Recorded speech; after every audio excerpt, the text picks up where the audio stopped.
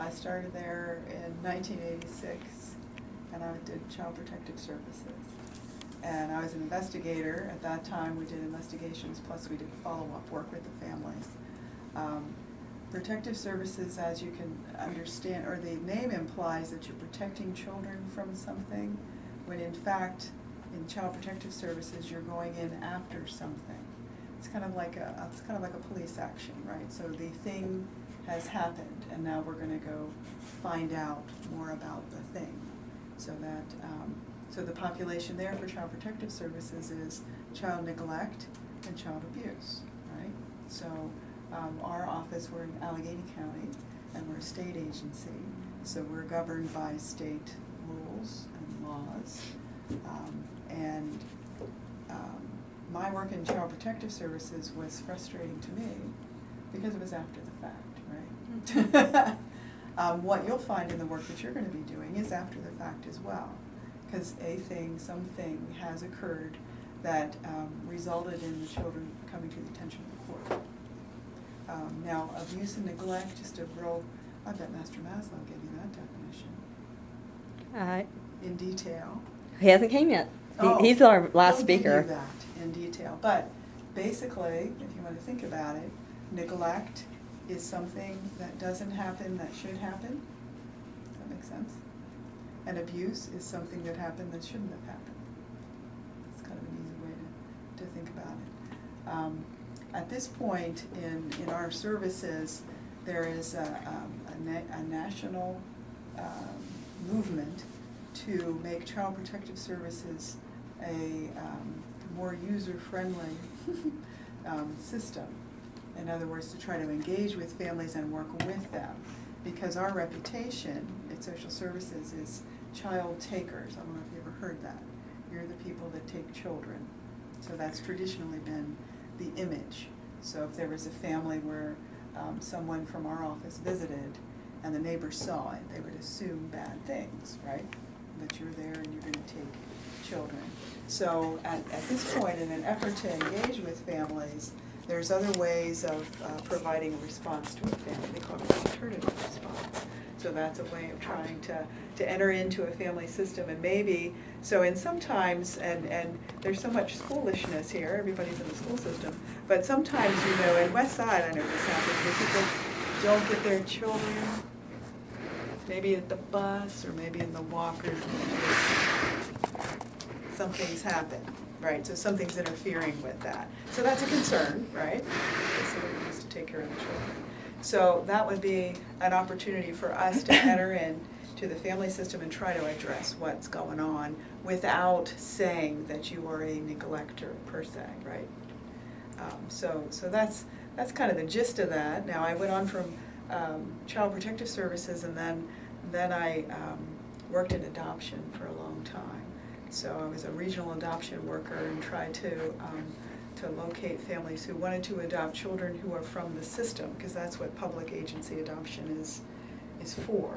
It's for those children that are not able to return to their family of origin or with other relatives, and they need an alternative living arrangement, a permanent living arrangement. So I did that, trying to recruit families, and also worked with children who whose plan was to be adopted, and then also worked with people who had been adopted, or perhaps they had children in their life that were adopted from them, and they wanted to reunite. So I did some work around that. Adoption is fascinating work. The next time that you want to study something, absolutely, that would be. It's very cool, because it's kind of like marriage in a way, right? Because it's people that aren't related and don't know each other that are joining together in a legal relationship. And just like in marriage, that's very complicated, right? So we see all kinds of complications in adoptions after the fact, right? So that gave me an interesting breadth of experience. And then I went on from there, all working at Department of Social Services, into family preservation, which is a term that was popular. We talk about the kind of the latest thing in training or whatever. That was very popular like 10 years ago, 10, 15 years ago. And of course the concept there, as the name implies, is to preserve families. So the idea would be to work with families and keep them together, so that children aren't placed outside of their home. So that is interesting, and part of that concept was if you increase the amount of resources available to a family, then that increases your possibility that they'll stay together. What kind of resources? Well, sometimes people need a break from their children and they can't afford daycare, so it's assisting with daycare. And that also assists the child in getting some structure in their lives, maybe, those kinds of things. Helping with physical location. That philosophy came out of kind of the crisis mode in families. And we're all from families and we all know crisis, right? What kinds of things can happen if there's a death in the family, or if there's an injury that causes one of the adults to be unavailable to work, or if the child has some special needs and some issues that are more difficult to manage. That's kind of a crisis, right? Does that sound fair? And how do you, like, having twins? It was definitely a crisis. It's just like, wow. And you have to say, well, this is different from what I was perhaps expecting, unless you were planning on twins, but, and then no. So then you had to go, ooh, we gotta reshuffle and figure out, because it's gonna take more resources and more help and more, right? So you get that idea. So if that's true, then you can kind of wrap around a family that's in that crisis, and maybe you had family that wrapped around you and kind of helped out, right? And then you sorted your brain, and all of a sudden you can do it. All right, so that's getting through that crisis. But there's no cookie cutters in the families that we work with. There really isn't. I mean, and you see as teachers, you know, you're working with kids, and there's always that temptation to kind of classify, right? I mean, we live in a small community, and it's, if you have the such and such family, oh my goodness, well, you know, there, right? You know what I'm talking about. So when we do that, that decreases opportunities for the so-and-so families, and it also affects how we work with them and how we think about them. So, yeah. So there are no cookie cutters. There is no one magical way, and this is the thing you'll find when you go up to court and you're listening to the master and you're listening to the different attorneys and you're making recommendations of what you think would be, as you advocate for the child that you're working with. You may hear some similarities, and those similarities may be random urinalysis, right? Because there's such a drug problem in our, right? Such a drug problem in our community. Parenting classes, because that'll fix it. No. But anyway, there's an order to do parenting classes. There may be an order for counseling. So those are the kinds of things that you'll hear tagged with a lot of the families that you'll be getting to know and the children that you'll be getting to know. But that's not across the board. So there's no one way to address the issues that a family faces. But isn't that kind of the bureaucratic way? You know, we kind of come up with the latest thing, and that's what we do. Beat it. So I went from family preservation, and then I moved into this world of foster care, out-of-home services. Now that included adoption, but also what's classically known as foster care, and it also includes kinship care. And you're going to be becoming more familiar with all of that in out-of-home in your work, and as you get to know the families and the kids that you serve. Kinship care is increasing in use. This is a really novel idea. Let's try to get the family to take care of the family. That's a new one.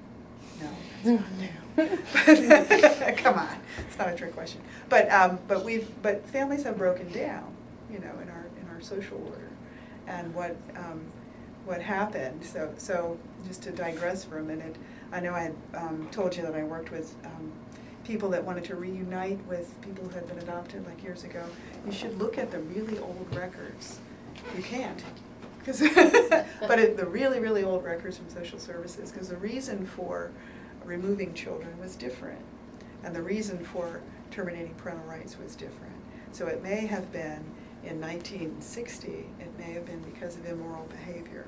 So if a parent was living with a boyfriend, that was deemed immoral, and then it could be removal. So it's interesting. It's, you know, society changes and this kind of a thing. So that may sound extreme because that doesn't happen anymore.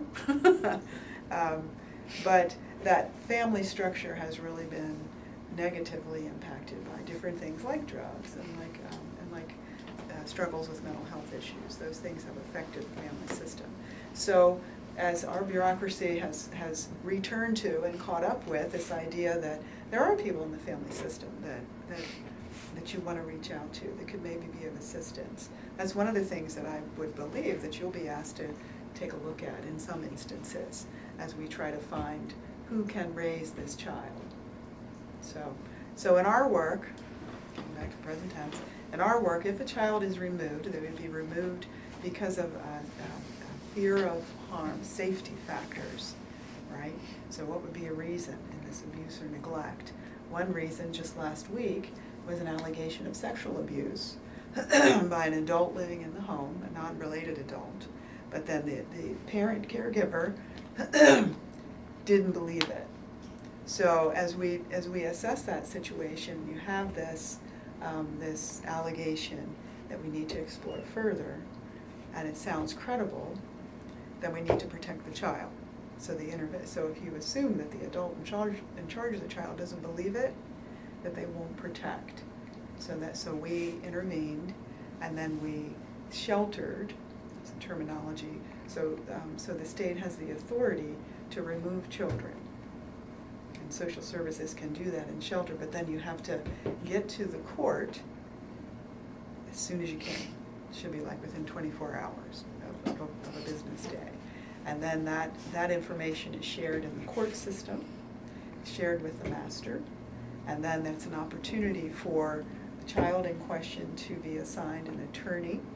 And in our local jurisdiction, the Legal Aid Bureau has the contract to represent most, if not all, the children. There's some exceptions if there's a conflict of interest.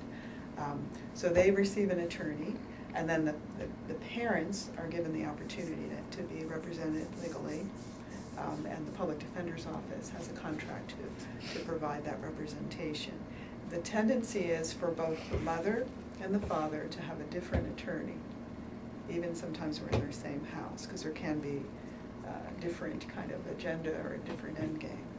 Our department has an attorney, and so you got a whole mess of attorneys. And then our work is to try to fully assess, say in this example of allegations of sexual abuse, our Child Protective Services would investigate that further. And then if there's an indication that this is true, then we indicate it at our office. That's a separate thing from a legal action, right? From a criminal action. So that's arrest, that's like a separate court. And one of the other things that you'll learn more about and may or may not become frustrated with is that it's hard for them to get it together, right? So there may be an indication here, and that's what we're acting on.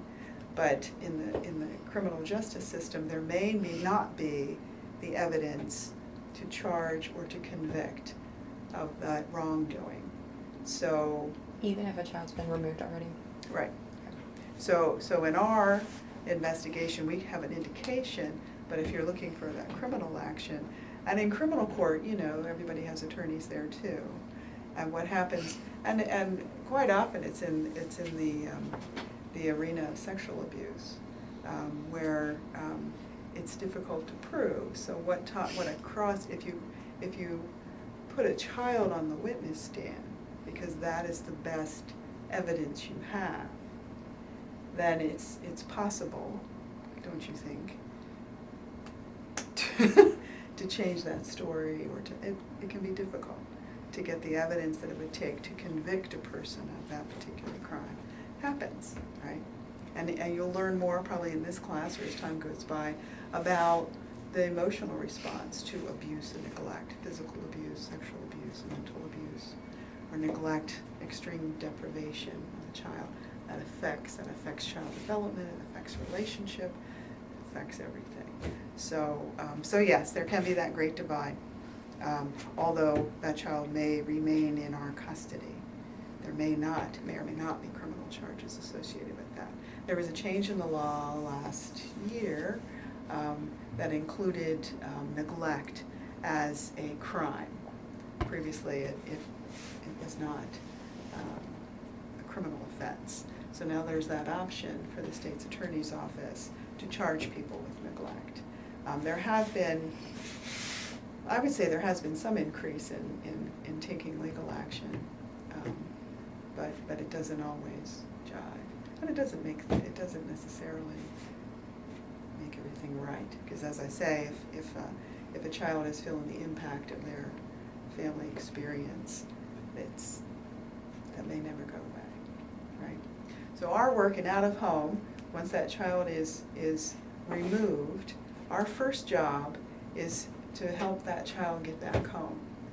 Because our rule of thumb is permanence. We're looking for a permanent arrangement. Nothing's really permanent, right? Your 18-year-olds, they're gone, right? But they're still your babies. They are. Right? So in terms of permanence is for a child to know, where are you going to sleep tonight? Who are you going to be growing up with? That's a level of security that everybody needs. So our task one, we have kind of we start off with reunification. Now, as you know, in family systems, there's a lot of brokenness. Moms and dads may not be together. Moms and dads may have other partners, other children, this kind of a thing. So, but both mom and dad have that right to be considered as a resource for their child. So, if a child is removed from mom, and here's dad, we have to fully assess whether or not dad is the right option for that child to be with family. That makes sense, right? What we also do when a child is removed is to consider other family resources. Because again, that impact of moving from what you know to what you don't know to a stranger's home can be traumatic. And it doesn't matter, because I'll tell you, we have, our foster families are great. They're people that want to make a difference. They're people that are invested in the work they do, but they're still strangers, right? So sometimes even no matter what you do in trying to help the child feel welcome and joined in your family, it's still not the same as somebody that you know. So we look for kin, we look for grandparents, we look for aunts and uncles, and we also look, if not blood relatives, for people that are somebody important in that child's life. And then see if they could be a resource where the child could live, or could be of help to that child in some way, whether it's helping with transportation, or just supporting the parent, or taking them out every once in a while, that kind of a thing. So our first task, reunification, we work with that. We work concurrently, that means doing two things at the same time in our court system, with the first plan, which is always reunification, the second plan, which is always a relative placement, looking for a relative to either become an adoptive parent, like adopted by a relative. So many grandparents are raising kids these days, right? Yeah. So, and some grandparents adopt their grandchildren or other kin, and some are like, there's no way that I'm going to do that. So there's guardianship, where you have the authority but not the parental rights. You have the authority to make decisions, medical care, school care, make all the important decisions, but that parent still holds their right as parent. Okay. So you see how it's going? We're going reunification, going back where you came from, either mom or dad, and then there's relatives, and then and then there's guardianship by a relative, and the next is adoption by a non-relative. So in my history of the 1,000 years that I've been doing this, the majority, if not 95% of the adoptions that I've been involved with or I've seen have been by families that have fostered the children that are in their home. And that makes sense, right? So that's because they have that relationship. So adoption by non-relative, and then what's a lower on that order, and this may be a population that you serve, is older youth with they call it another permanent planned living arrangement. Isn't that silly? Another permanent planned arrangement. Where's that? And it's just another way, perhaps, of saying that you're going to be working towards independence. You're going to work towards living independently. And historically, there were children that grew up in the foster care system. And by the time they got to the end of it, they were kicked out. And then that's why there's such a high percentage of children from the foster care system that are in the criminal justice system, that are in prison, that are homeless, right? Statistically speaking, they're unfairly, disproportionately represented, so that makes sense. There's not those skills. So that's another thing that we try to work at, is if this didn't work out with family, there's no family system, we haven't been able to find a family that you could become a part of through adoption, is there anybody that we can connect you with for life in the future, for a place to be 10 years from now, that kind of a thing. So we work at that. So that may be, if you're matched with an older, and you just might do that because you have those high school kids. If you're matched with an older youth, it's trying to locate where can be a connection for that child, a human connection, somebody that's not paid, the hired help. Because what's interesting, because we have a process that we use, family meeting, there's a novel idea, but just bringing together people in the family, but also other providers of service, whether it's the foster family, in your case it would be the CASA, all right, or the attorneys, or counselors, or whoever is involved in that child's life, so that we can work together on some kind of permanence. What's really interesting is if you see like a 15-year-old, and the only people available for that meeting when you're trying to plan ahead is the social worker, period. And then, right, well that's sad, because you don't get to keep your social worker forever, necessarily. But, so how do you expand that circle? How do you do that? What is that child interested in? So many of our older youth are really good at getting rid of people in their life, right? Through whatever, their certain charisma, or maybe they tend to have arguments that end up with fists, or maybe they're just so irritating to any family system that they just can't take it anymore. They have to move on. So how do you try to find connections in that instance? We've had, because like I say, I've worked here forever, so I see the next generation and the next one, so you see them kind of coming through sometimes. And this is the interesting thing about family systems. You could grow up together or separate, but there's something similar going on, so you can see them. I remember one of our famous families in our community who I guess it was in the 70s or 80s, that all of their children were removed from that family system, and they just went, they were across the country. It was interesting. So then there was one relative that wanted to gather up the chicks and see people. So they did, because now it's so easy to find people. You go on the internet, you do all that stuff.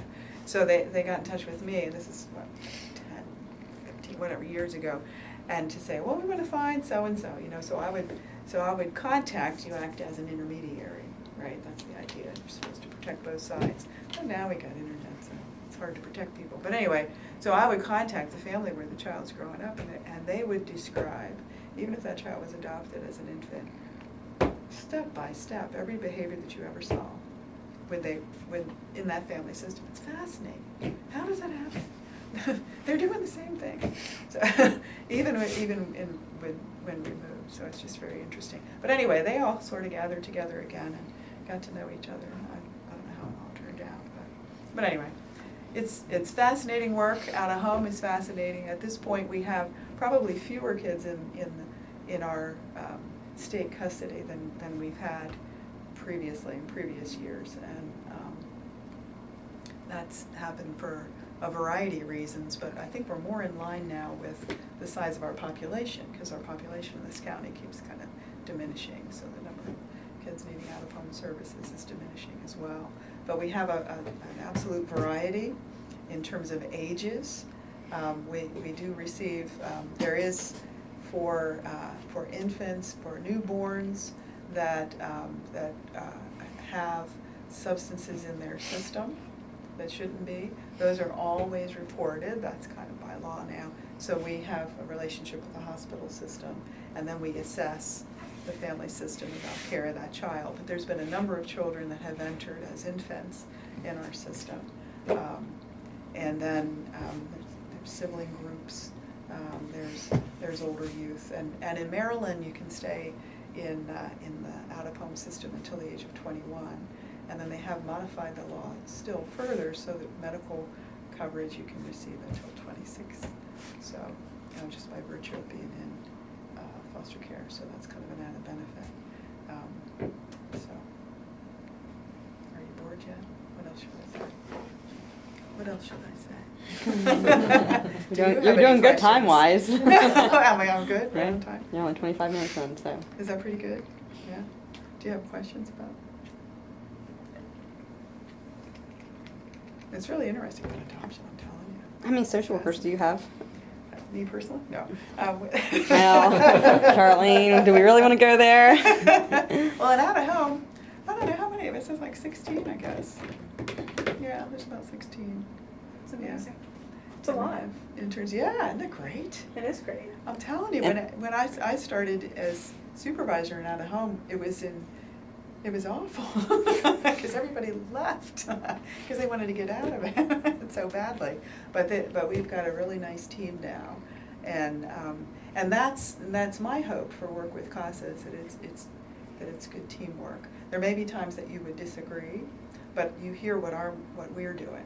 We're going to go down that list, and we have to do everything we can with the family. And if we have worked diligently and done our jobs, and yet still there's a need for a child to be adopted, and we need to terminate parental rights, which is a huge, huge thing legally to terminate someone's right as a parent. So if we have to put on a case like that, then we have to show as a state that we've done everything possible to not do it. So in that case, it's not the parents that are kind of being looked at, it's the state that's being looked at. So that's where we're coming from. So from your perspective, you're going to be more at it from the child's vantage point, I would guess, right? And trying to look through things. So there may be times when we join together perfectly, or times that we conflict. But what we are always interested in doing is collaborating and teaming up, because it's complicated. Out of home is complicated, and in terms of the impact of the trauma of having to leave home, the trauma of experiencing whatever it was that brought you there, the trauma many times of even siblings being separated and not being able to live together is pretty powerful. Or there's some that are home and some aren't, and so there's all kinds of things that those kids have to manage. And so what our role, either through the foster families or the group homes or the residential treatment centers, because those are the types of placements that they can be, or the kinship families, is to support the placement and then to work towards whatever that plan is, whatever the permanent plan is for that child. And then so we try to assist with mental health services for referral. We do have a therapist on staff at the agency that assists a lot with a lot of different cases. And then and we do a lot of pee tests. We pay for a lot of pee. But it is the only clear indicator of what's in there. And it's not always that clear. Because if you're a really good substance abuser, you know how to buy pee, right? Get pee. Oh, yeah. Are you serious? The Now, pee who's market. using the pee? The children or the adults? No, what we're trying to do, so if one of the barriers of returning home is the use of substance. So you can say with the infant, let's say the parent was, well, now methadone, of course, is legal and it's prescribed, although that can be terrible for those little babies. But if you're on, like if you're misusing prescription drugs, or if you're on other substances, heroin or cocaine, whatever, then we need to know if you're making progress in your treatment. First, that would be our first recommendation. You need treatment, get yourself together. And then you maybe go on a treatment, but how do you know if you're using or not? That's where the P comes in. So then that's tested, and then there's facilities here. We don't actually do it at our office, but we go for that. And then you can see, so if one popular substance is marijuana, and you can tell with the amount of stuff, because that stays in your system for 30 days. And then if you use it in the meantime, then you still have longer for it to decrease and to leave your system. So that's why we do a lot of that stuff, because it's an epidemic. And sometimes people are completely truthful with you, letting you know that they're using. Yep. They'll tell you Yep. straight out if you ask. Yep. So. Yep. And how many cases does one social worker have? Oh, it varies, but we're under 10. Yeah, That's we're good. good. We're good county. And your minimum number of contacts, how often does a social worker For have to see? out of home, Mhm. the absolute minimum is once per month, face to face in the home. And of course, that varies according to the status of the case. So, in some cases, we have more than one social worker involved. It's like at the beginning of cases because there's so much to be done, or maybe towards the end of cases. It depends on the situation. So we try to collaborate there too. The more you can hop to it, the more you can get done. Right? You know all about that. I know. Yeah. Ashley's interning and now she's an expert. Right? Sure. Okay. Anyone have any questions? You can ask her. She's used to random questions. I would actually probably want to dig more into the statistics to find out, you know, the success rate of kids that go through these systems. How are they as adults? Mhm. What helped them the most and what Yeah. didn't. Yeah, and I think you'd find that changes, so I think that most of the research is from like past tense, right? So there are efforts to try to